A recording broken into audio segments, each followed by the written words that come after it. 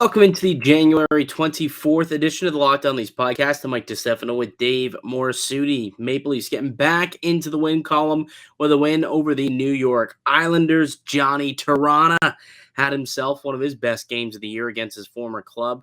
He'll make an appearance in our 3 stars, I would imagine, Dave. I know he does mine. If he doesn't yours, then I really am not sure if you watched this game or not, because he was fantastic. We'll break it down. And a couple other house cleaning things to get to today in terms of what's going on in Leafland, including a couple of Leafs prospects that made the long list for the Hobey Baker Award. So we'll tell you who those guys are as well. All that more coming up on today's edition of Locked On Leafs. You're Locked On Maple Leafs, your daily podcast on the Toronto Maple Leafs. Part of the Locked On Podcast Network, your team every day.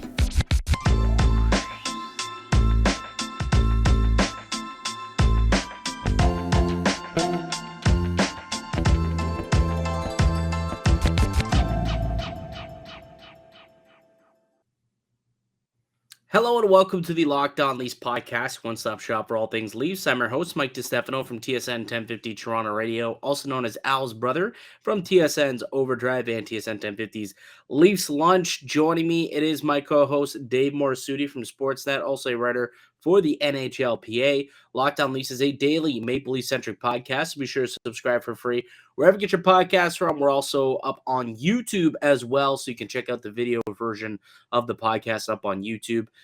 Hit subscribe, hit the little notification bell so that you know when we put out new videos each and every day, Monday through Friday.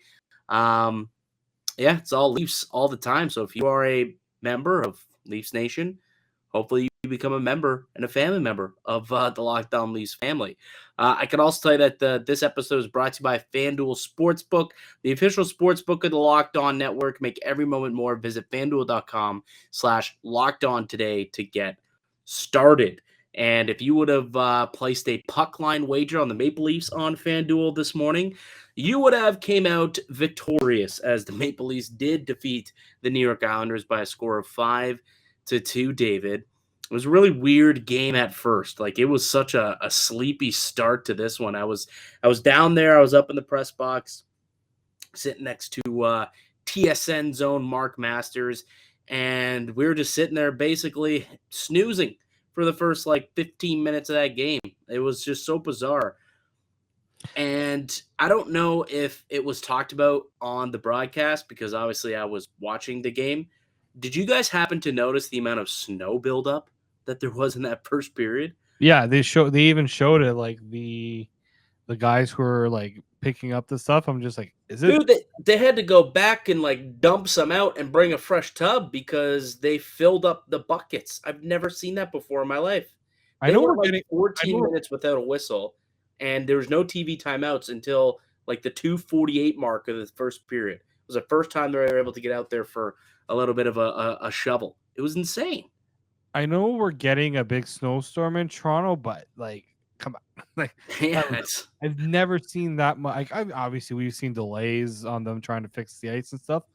I don't think I've ever seen them have to do multiple trips to get that much snow off the ice. Me either. It was definitely a first, but so that was kind of a big lull to start the game for the Maple Leafs, and then they allowed that goal late in the first period. And then Sheldon Keefe switches up the lines. Matthews-Marner and Bunting get put together. Nylander drops down to the second line with Tavares and Calle Järnkrok. And, it sparked life into this team. That was a very impressive second period out of the Toronto Maple Leafs. They were up 4-2 by the end of it, added one more for good measures in the third period with an Auston Matthews goal. And 5-2 was the final. Samsonov was excellent again. He got his third straight start in this game tonight, and we'll see if he can keep it rolling and see if he gets another one. But overall, Dave, your thoughts on the Leafs win tonight? I thought it was solid. It wasn't looking so hot in the first period, but whatever Sheldon. Obviously, the move to mix up the lineups was obviously the right call.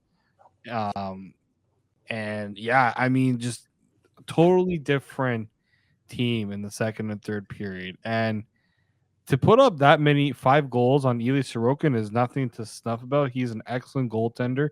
Leafs have had their issues of getting pucks in past elite goaltenders at times. But the thing that I loved about the response after the line change was it was clear that the top two lines were not gelling the last few games, like especially in Montreal. Like I think this wasn't just a reaction based off of this game. I think he saw Sheldon Keefe must have seen something from the last game to say, okay, we need to mix things up here because our top lines are not really getting much going right now. Yeah, it'd been a little stale. It had been a little stale the last little bit. Like Willie, I think, I know he had the game winner in the Florida game, and that was big for him. But in between, he kind of gone silent a little bit. Obviously, Auston Matthews is doing his thing. He's been terrific.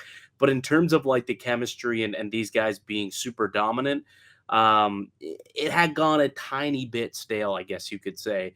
And it made sense, I think, after such a sleepy first period to inject some life into this lineup to make that coaching change. So that's a solid on Sheldon Keefe for knowing how to press his team's buttons and get the best out of them.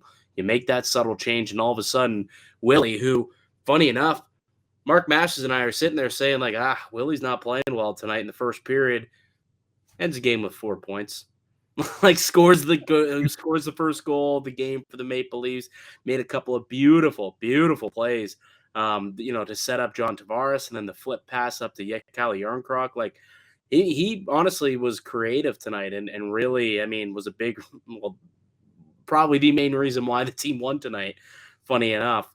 But yeah, all-star worthy performance. I would say that probably would be considered an all-star worthy performance. I mean, the guy's, what's he on pace for now? What did he get up to today?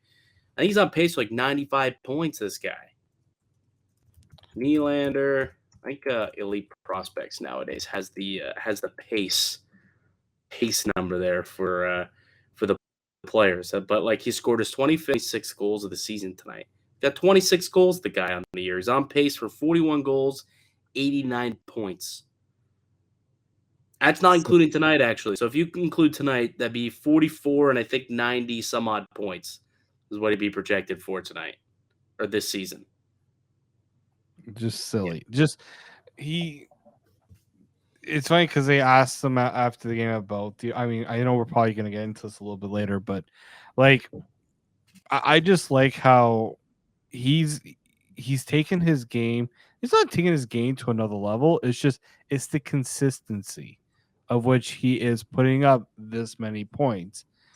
And this is the type of Nylander that they're going to need if they want to be successful in a playoff run, right? When Matthews and Marner are going to get the tougher assignments, this is where Nylander can feast. And I love the instant chemistry he had with John Tavares. Like the goal he scored. Tavares just nonchalantly with that back pass to Nylander. Like those are two guys who haven't played together in a long time. Just continue to be on the same wavelength. That's I think a very crucial thing. And I do like that they can come back to it when they need to. Well, for a while last year, this it wasn't working between those two, right? Like that was a big issue last year, and it was more so like they're being outscored when they're out there on the ice.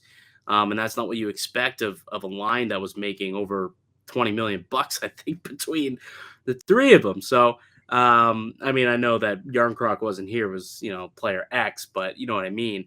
They were great tonight, honestly. And I wonder, we've had this conversation a couple of times the last few weeks, like it's time to reunite Marner and Matthews together and, Willie and Tavares. And after a performance like this, I don't see why you don't run with it now. Like give it a go. I think it's time to give it a go and see what you got, because I thought that Willie and JT clearly showed some really good chemistry, like you said.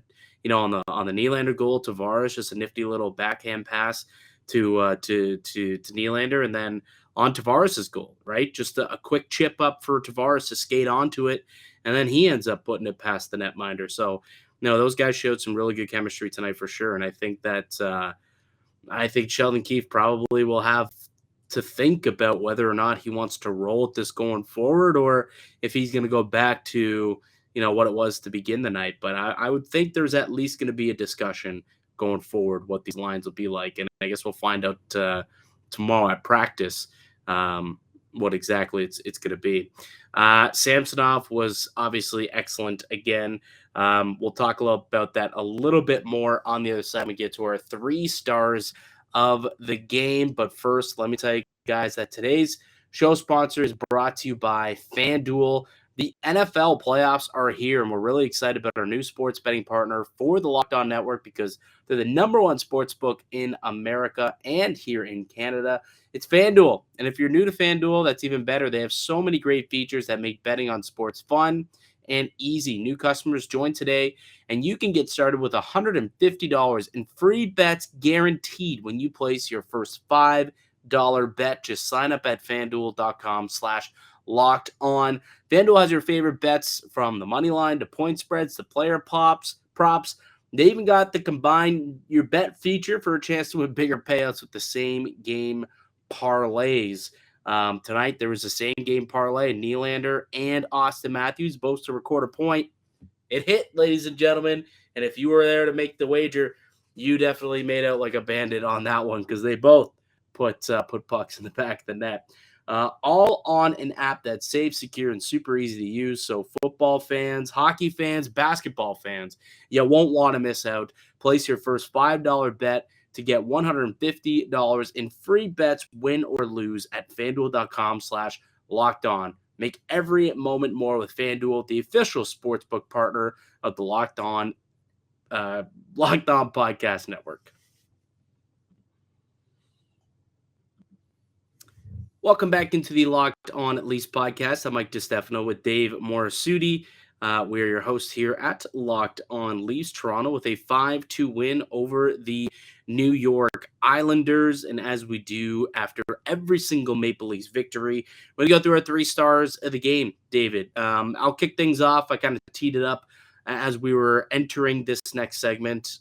Ilya Samsonov, to me, was the 3rd star for the Toronto Maple Leafs. Let me just read you off a little bit of deeper numbers stat pack. I mean, you can look at the easy stats, obviously. 31 saves he made tonight, 31 of 33 stops, which is pretty darn good, obviously, for any goaltender to do that. It's a .939 save percentage. You say that's a pretty tidy evening for a goaltender. But if you look deeper into the numbers, into the analytic stats, things look even better for Ilya Samsonov. Like, the numbers don't show favorably for Toronto, funny enough, for a 5-2 win. And if you look at here, I can actually show you, flip you around here and show you guys exactly what I'm looking at, which also, might be able to help those who are wondering exactly how you can track fancy stats and whatnot. So here's the heat map for tonight's game. And as you can see, very dark right in front of the goal. And this is where the New York Islanders were shooting the entire night, right there. Right there, right at the goal mouth in front of Ilya Samsonov. And he had an exceptional evening, obviously. And if you take a look at what his individual numbers were, the team's expected goals against for the Islanders today was at all strengths. We'll look at all situations. Expected goals for them was 4.8. He allowed 2 goals. That's 2.8 goals saved above expected is the numbers that he had tonight. You can look at right there. 27 high danger chances, 49 scoring chances that the Maple Leafs gave up. He had to stand tall on a lot of different opportunities tonight. And it was the 3rd straight start he got. He earned it, according to Sheldon Keefe. And, did he earn another start, David?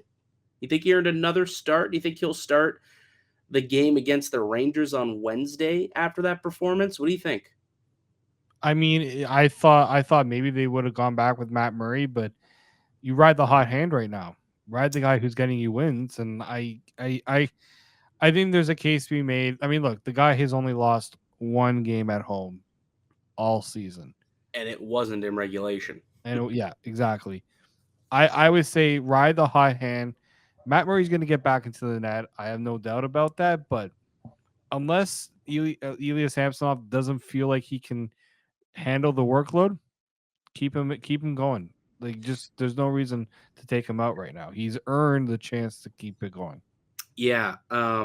If you didn't hear what Sheldon Keefe had to say this morning when talking about Ilya Samsonov and talking about the goaltending and his decision to go back to him, he talked about how earlier in the year when they were just going back and forth, it was more so because they both were well, it was a true tandem, I guess, in a battle, but also both coming off injury. And they just wanted to get them games, get them both healthy, get them playing, get them confident. And now that they're in the back half of the season, Sheldon Keefe said it's time to, challenge these guys and get a good look at somebody and ride with a hot hand when it comes. And clearly that's what he's doing here with Ilya Samsonov, who, it's his fourth straight appearance, third straight start, and we'll see if he can get another one. And you know what? This is also good for Matt Murray because last time we saw him, there's a lot of question marks about him technically, right? With the high glove issue. I mean, now he has a full week of practice, extra practice time with Curtis Sanford in the goalie department to try and correct and work on those things. And having a guy like Samsonov to go out there and start games in the meantime and still give you an opportunity to win, like that's a great thing for the Maple Leafs. So I don't think it's necessarily a bad thing that Matt Murray isn't playing these games. I think it gives him an opportunity to maybe correct some of those issues that he had been having technically over the last little bit that we talked about on the podcast about a week ago after that Florida game where he got lit up 4 goals on 8 shots. Anyway, so Samsonov was my third star of the game. Who's your third star? I had him as well. I had Samsonov as well. Like, the other thing about with what Samsonov is doing right now is, sure, he lets in a goal that's just like, not doesn't look great, but it doesn't phase him. I remember when the Leafs had signed him a lot. Somebody had told me when he lets in a bad goal, it impacts him mentally, and we're starting to see he's overcoming that because I think he has faith in the Leafs to help him overcome that. I let in a bad goal, but I know the guys in front of me can get another goal to help me, and I just need to worry about making that next save. He doesn't have to worry about allowing just one goal a night. He would like to allow 0 goals a night, but he knows that if he lets in 1 or 2, his team can put up 4 or 5 goals on the other goaltender. Yeah, like tonight, for example. All right, second star of the game for you, Dave. Second star, I'm going to give it to Timothy Liljegren. Oh, okay. I like it. Explain. He's just been solid ever since he's been paired with Morgan Rielly.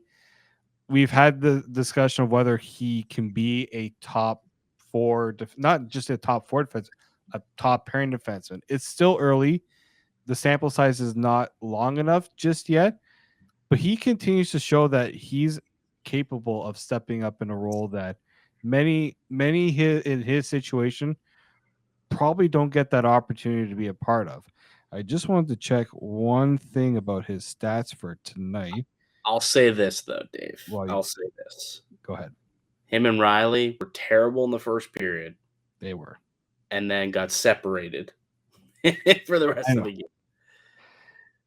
But I still think he was solid. And the one thing about it is at 5-on-5, I think he's gone like 6 or 7 games without allowing a goal while being on the ice at 5-on-5. Or there was something crazy like that where I saw that stat from Kevin Papetti earlier today. Yeah. And again, tonight he did not allow a goal at 5-on-5. Now, I Sheldon Keefe obviously saw that something needed to change because that first period was a gong show.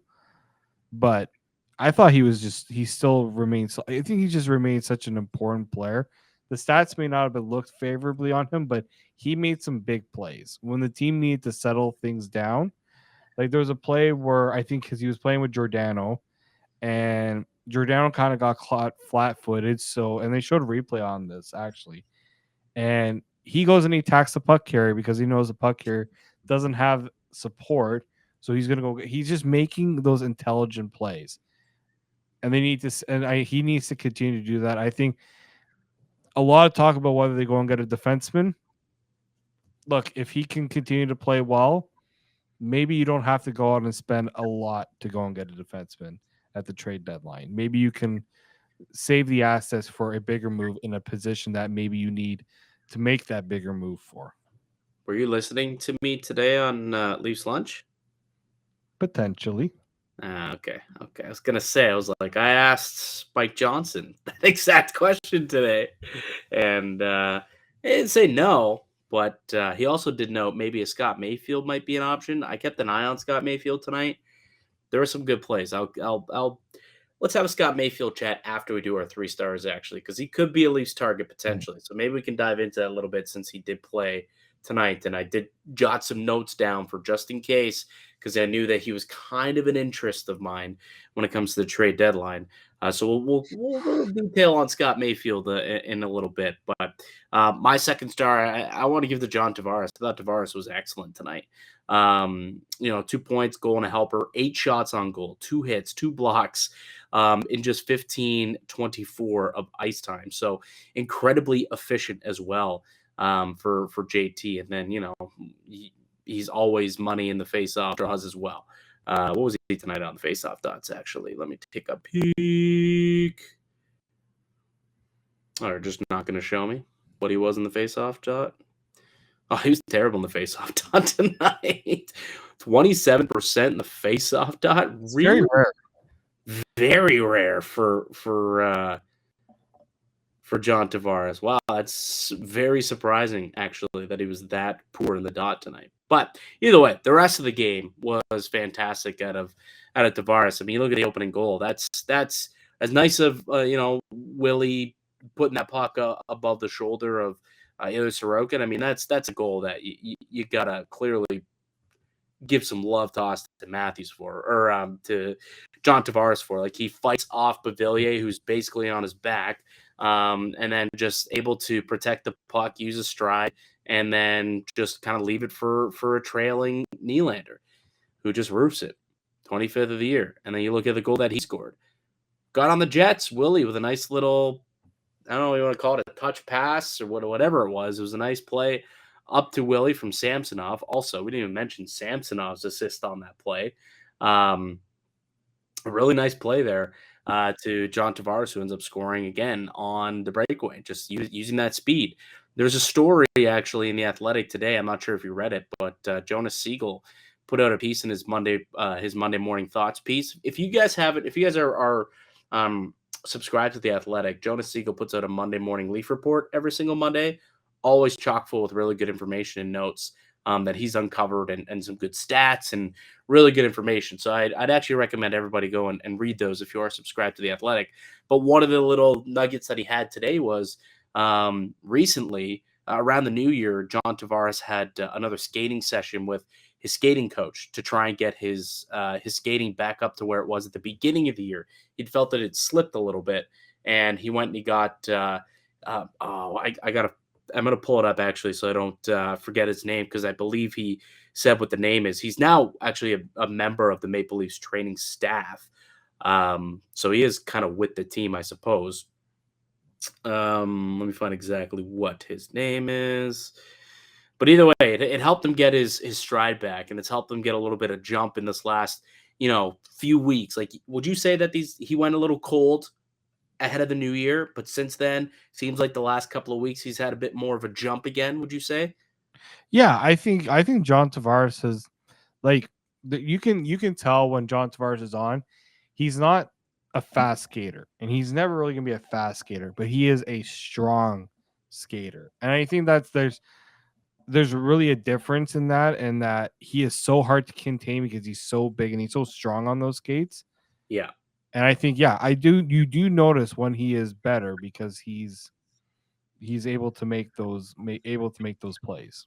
And I think tonight was a really good example of how much better he is when he just has a little bit of pop in those legs. Like, again, the Beauvillier play, that's just strength in the legs and power skating, allowing him to skate with the puck and also hold off a guy. And then he was able to pull away on that breakaway on a little touch pass from William Nylander. Just get that little extra stride, those power skating techniques. Paul Matheson is the skating development consultant with Tavares, and he said he wanted to pick me up and said You work on the habits consistently. Those things seem to stick. Whereas as the season goes on and the grind sets in, things that you work on in the off season, they can start to break down and you lose touch with that after months and months and the weeks go on. He came on to talk about how I talked a lot about being lighter and launching and trying to use my power and develop the speed that I have from that. Naturally, I've always been kind of more of a wide base guy. Yada, yada, yada, yada, yada, yada. Yeah. So essentially, he just went on to talk about how he had a little mid-season refresher with his skating coach, and it's kind of given him a little bit more of a boost these past little bit. So that's really good to see. And tonight, I think Sheldon Keefe even said afterwards that it may have been his best game of the year, and I would concur. He was fantastic tonight, along with his line mate Will Nye, the wrist shot guy, who is my number one star of the night. I did a Tavares Nylander duo. So you cheated. You cheated. I'm taking a page out of your playbook. You're the one that started this. So once I don't know what you're talking about. You open the door for me to cheat. So I opened Pandora's box. That's fair. That is completely fair. Because there was a fantastic duo tonight. Those guys. Yeah, they consistently just show. This is something that if it happened last year, where those two were on, along with Matthews and Marner, I don't think we're talking about a first round exit. Now, if Marner and Matthews can get things together, and if Nylander and Tavares can get something together, this is where you can start to see the path and that the whole core four idea of those four guys.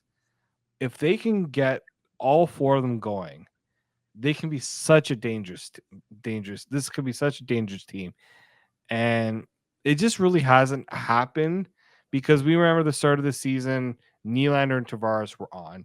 Matthews and Marner were not.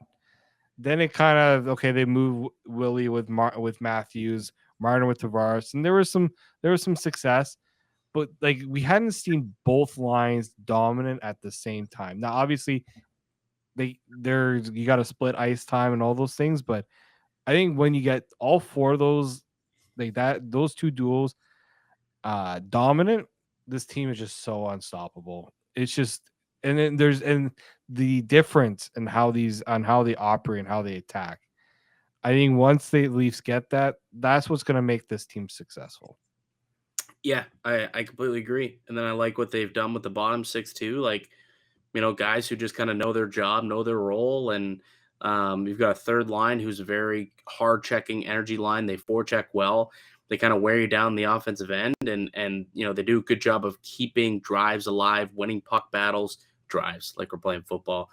Keeping offensive zone possessions alive, I guess would be the hockey term there. Football there. Yeah, I don't know. I dropped the football term in there, but they win a lot of puck battles and they keep it going and long enough where it's like 30, 40 seconds, they're hemmed in the zone, then they're doing line changes. And all of a sudden you've got Matthews or, you've got the Tavares Nylander line coming out over the boards, and now they're taking on a tired Islanders unit or whatever team they're playing. I mean, that's been really what the third and fourth line has been doing for a while now, which I think is awesome, to be quite honest with you. So, I think the team, they've got four lines that they're really rolling right now, and they feel comfortable with all four of those guys. But certainly tonight, the number one line wasn't necessarily Matthews and Marner. I agree with you. It was Nylander and Tavares. I mean, 4-point night for Will Nylander. It's pretty good. It's pretty darn good for that guy. Those are 3 stars for tonight's game. I mentioned Scott Mayfield. Why don't we come back and talk about the potential of Scott Mayfield and if he should be on Kyle Dubas's radar with the trade deadline approaching. Big right shot, physical defenseman. Kind of fits the bill. So we'll chat about it on the other side. But first, Dave, a word from one of our show sponsors. Yep, this is a product that I use every day, Athletic Greens. I wanted to find a way to simplify my daily routine, making sure that I'm doing everything right so that I can be healthier in 2023. And AG1 helps me with that. Just 1 scoop into a cup of water every day, and you're absorbing 75 high quality vitamins, minerals, whole food source superfoods, probiotics, and adaptogens to help start your day right. This special blend of ingredients supports your gut health, your nervous system, your immune system, your energy, recovery, focus, and aging. All of those things. Right now in the winter months, we're looking to, make sure that we're not letting the winter hibernation affect us.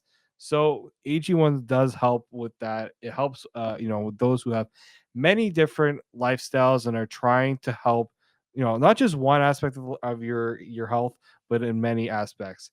And with my pack, I came with the vitamin D drops, which are perfect, perfect for the winter time.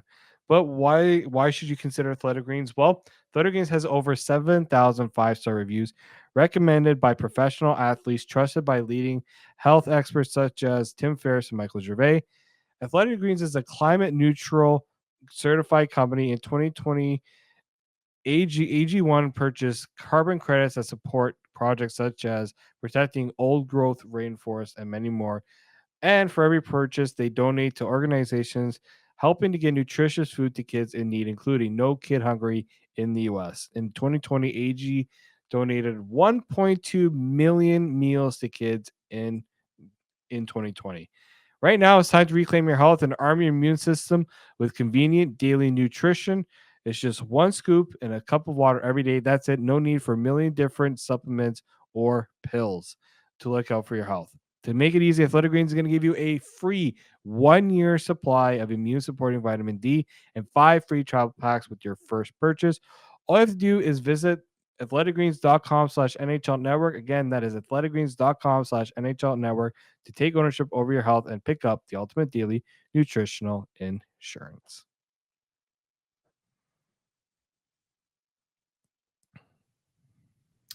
Welcome back into the Locked On Leafs podcast. I'm Mike DiStefano with Dave Morassutti. Toronto with a 5-2 win over the New York Islanders tonight. And taking the L was a lad named Scott Mayfield, who is a defenseman for the New York Islanders. He was someone who I kind of had my eye on today just because, as the trade deadline approaches, everyone's kind of has those players that you're kind of looking at and you're circling on some teams that pretty much are out of it, saying they would be a good option for the Maple Leafs. That would fit on the blue line. That would fit in the top six. That cap structure works. Well, all of those boxes get checked with Scott Mayfield of the New York Islanders. I think that with this loss tonight, the Islanders, they've got one win in their last 10 games. They're going absolutely nowhere. They're way too far out of it. They've completely gone down a bad road here. I don't see them making the playoffs. So they would be best to probably sell a couple of pieces. And Scott Mayfield, like their only worthwhile piece to really sell. I like Scott Mayfield as a potential option for the Toronto Maple Leafs. He's a big physical defenseman, and he can kill penalties, and he's pretty cheap. Makes just a little over $1 million. He's an expiring UFA.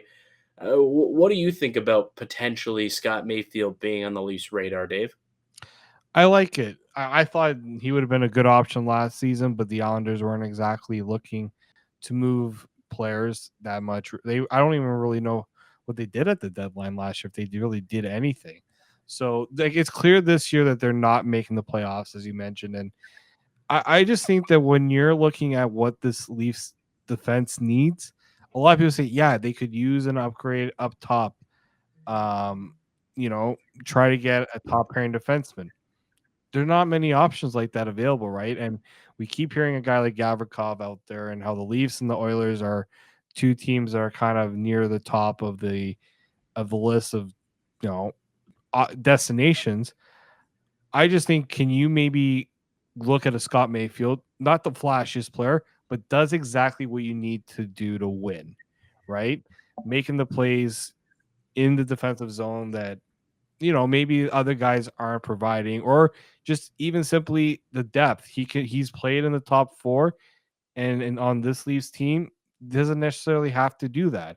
So I think the cost would probably be a lot less than what a Gavrikov is supposed to would cost you, considering Columbus is looking for the David Savard sort of return for him. Yeah. So I don't think Scott Mayfield would necessarily be that. And the best thing too is his cap hit is very Leafs friendly as Yeah, well. I think he makes just $1,050,000.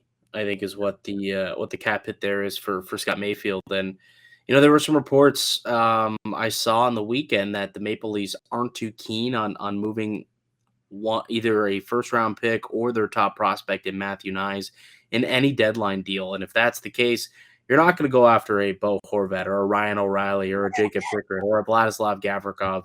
You're going to have to go to kind of the B level players, and I think that's where you look at a guy like Scott Mayfield instead. So I'll tell you a little bit about him. 6'5", 220 pounds, kills penalties, 51 games of playoff experience, has won playoff rounds. Twice has he gone to the conference finals. And then you look at, some things that he did tonight that I liked, like on the penalty kill. Just kind of a smart player, right? Does the little things, does a smart plays, tips puck off the glass and out. A couple times he was tying up sticks in front of the net. One time Matthews was in prime position right on the front of the goal mouth, and there was a centering pass, and Scott Mayfield, just a quick little stick lift, boom, Matthews negates that chance. He did a good job getting in shooting lanes when he was on the penalty kill. And there was the one play where he just bulldozed Tavares literally through the net, basically, just saying, get away from my goaltender. It's just that little nastiness that he brings, kind of in that Ilya Labushkin type of vein. So I think Scott Mayfield would be a pretty good, solid addition for the Maple Leafs. And like you said, it's cheap. It fits in the cap structure. I don't think it would cost a whole heck of a lot of money or a whole heck of a lot of a return for him. Like, I don't even know what it would cost, to be quite honest with you, but maybe like a B prospect and a third, fourth round pick potentially. But it's not going to cost you a first. It's not going to cost you an A prospect either. So, I think Scott Mayfield's a really interesting player and somebody who the Maple Leafs might look at if they're looking to add one of those depth defensemen and just something that they don't have, right? A big, mean, physical, right-handed, penalty-killing defensive defenseman. They just don't have that. I mean, Justin Hall is the closest that they have to what that is, right? So that's just another person, I suppose, that you can add to the list of names that intrigue us here on the Locked On Leafs podcast. I brought up Matthews Knies' name, by the way, while talking about Scott Mayfield, or just talking in general about the trade market and how the Maple Leafs might not want to include him in any deal that they will be looking to make at this trade deadline. And there was some news out there, Dave, some really solid news about Matthews Knies. He has made the short list. Now, I guess actually they're calling it a long list. He's made the long list for the Hobey Baker Award winner, which is for the top NCAA men's college hockey player of the year. Basically, it's the MVP in the NCAA collegiate ranks. So Matthews Knies was named. There's like 25 or 30 names that were on the long list, and it'll be kind of cut down from there. So Matthews Knies, 15 goals, 12 assists, 27 points in 26 games this year. He was nominated, and as was Ryan Tverberg, who is a player that the Maple Leafs drafted in the 7th round back in 2020, playing for the University of Connecticut. 11 goals, 11 assists for 22 points in 25 games. He was also put on the long list for the Hobey Baker Award. So they've got two prospects right now who are, I guess, vying for, top player in the collegiate ranks down south. So, for a team that doesn't make a whole lot of first round picks, and for a team that doesn't have any good prospects, as we're told all the time, not too shabby that they're able to find themselves two players to go down south and become, some of the best in college hockey down the NCAA. Yeah. And I know some people will look and say, well, look at the past Hobey Baker winners. Doesn't always mean those guys are going to be great NHL players. That's fair. But there's also been some very good NHL players that have won the Hobey Baker Award. Like, the opposite can be said. Like, Adam Fantilli is one of the nominees. He's expected to go top 5 at least. If he goes up, maybe top 3. Like, I've heard he's like the other guy behind Connor Bedard. Bob McKenzie called him, put him number 2. Bob McKenzie put out his new list for TSN today, and he's the number 2 ranked player in the draft. And when Bobby Mack has somebody in a certain spot in the draft, you kind of take notice of it. Yeah, typically it works. So, yes. I think now, do I think Matthews Knies is going to win it? Very tough. Like there are some very good players on this list that. Well, would you like to know some of the names who have won it in the past that might seem a little well known, I guess, to a lot of our fans out there? So the award has been around since 1981, and I'm going to go from 1981 and just throw out some names, and you let me know if they went on to have a good career in the NHL. George McPhee has won it back in 1982. George McPhee.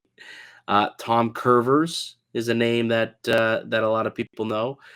Paul Correa, Hockey Hall of Famer. Brendan Morrison, Chris Drury, Ryan Miller, goaltender. Jordan Leopold had a number of successful seasons in the National Hockey League. Matt Carl was a successful NHLer, and then you get into some of the big names. Johnny of late. So of late, I would say in the last 10 years, the NCAA has gotten way better, and so many more players are sticking around and playing in the college ranks as opposed to coming and playing in the Canadian Hockey League, in the OHL, and the Dub, and the Q. You're getting a lot of guys going down south. So you'll notice that, from 2014 onward, a lot of successful names that have won the Hobey Baker Award. So in 2014, Johnny Gaudreau. Jack Eichel won in 2015. Jimmy Vesey in 2016. Will Butcher in 2017. Adam Gaudette in 2018. Cale Makar won it in 2019. Scott Perunovich in 2020. Cole Caulfield won it in 2021. And then Maple Leafs goaltending prospect Dryden McKay won it a year ago in 2022. So you date back to 2014. Each and every single one of these winners have turned out to be NHL players. And, I mean, some of them are like stars, like Gaudreau, Eichel, Makar, Caulfield. Those are stars in the National Hockey League. Yeah. So it's pretty good that the Leafs have 2 guys that are on that list of potential winners. Yeah, no, it's a great list to be a part of, especially, Matthews Knies plays for a very prestigious university as well. I was a little surprised Logan Cooley wasn't on the list. I think Brock Faber was on the list, and there was another teammate of his. I think there was 3 Golden Gophers on that list. I'm just actually trying to see. I think there was a 3rd there, but it's a very, and I don't know if you saw. I mean, many of you probably follow a lot of the Leafs prospect. I call them like prospect experts. They like Tony Ferrari, a whole bunch of guys. Nick Richard. Yeah, a lot of friends of Kyle Scott Wheeler. I don't know if you guys saw the highlights of Matthews Knies this weekend against Michigan, arguably the top team in NCAA hockey, and he was dominant performances. I can see why the Leafs would have pause. I know some people are just like, but we don't know how he's going to do in the NHL. There's a lot of things to like, and it's a bit of a lottery ticket. My only thing, the only way I'm trading a Matthews Knies is if I'm getting not only immediate help, but someone that's going to be around for a little bit, right? Like someone that's going to fix up an issue is a little bit more of a guarantee. But if Matthews Knies is around after the deadline, I wouldn't be sad about that. I'd be pretty happy about it. Yeah, I think I will echo that, where Matthews Knies, I think, is the lone untouchable when it comes to trading for a rental. I think if you have someone who's under contract and then, I might be willing to talk a little. Like, I would probably be willing to include a Matthews Knies in conversation for like a Jacob Chikrin type of player. I probably would be willing to go there, I would think. Depending obviously on what else is included in that package. Like if it's, Knies, Sandin, Robertson, and a first, like that seems a little too much. But, maybe two of those pieces potentially I'd be willing to go, and Matthew Knies would be, but not for like, the Bo Horvats or, obviously not a Scott Mayfield or a Ryan O'Reilly. Like these pending UFAs, I'm not giving up Matthew Knies and what he could be for, one potential playoff run here, considering how awful this team has played in the playoffs too. Yeah, so. and you see how some teams have made out when they've thrown all their chips into the basket. Florida is a good example, right? You can't go fully all in the NHL because you need these picks and prospects to make sure your team doesn't fully tank out. Well, Tampa would say something else about that. But Tampa's found ways to get guys outside of the first round and even the second round to keep their team afloat. And they're not just making trades for rentals; they're making trades for guys who are sticking around for the long term. Yeah, that's true. That's the difference with Tampa. It's like everybody's just like, yeah, I don't mind living in Tampa, so I'll just take pennies on the dollar of what I would. There's that, but also like Coleman had an extra year on his deal and they traded for him. So did I think Goudreau maybe even had an extra year on his deal. Yep, Barclay Goodrow had a year. I think the only Hagel had 2 extra years on his deal. I think the only rental Tampa's really paid up for was Savard. Yeah, I think so too. Everyone else has kind of been. You had 2 runs. 2 runs, and they won 2 cups with those guys. So it made sense. It made a lot of sense for those guys, except Hagel. 2 first-round picks for Hagel is still kind of questionable. Yeah. But I think he's got like 18 goals on the year too. So, I mean, he's not doing half bad himself over in T-Bay. But we'll see what the Maple Leafs do. We'll see what Kyle Dubas decides. But it doesn't sound like he's too keen on moving Hobey Baker Award nominee Matthews Knies, and neither you or I, unless it's a big name with term coming back the other way. All right, buddy. That'll do it for us here today on the podcast. I'd like to thank you all for listening and supporting the show. You'd subscribe to Locked On Leafs podcast on all podcast platforms and receive daily Leafs content. Follow myself on Twitter at Mickey_Canuck. Follow David at D_Morassutti. Also, you can follow the show at Mickey_Canuck. Leave a like and a comment down on YouTube. Let us know, are you willing to give up Matthews Knies at the deadline this year? What would it take to pry Knies if you were the general manager of the Toronto Maple Leafs? I'm curious what the fan base thinks there.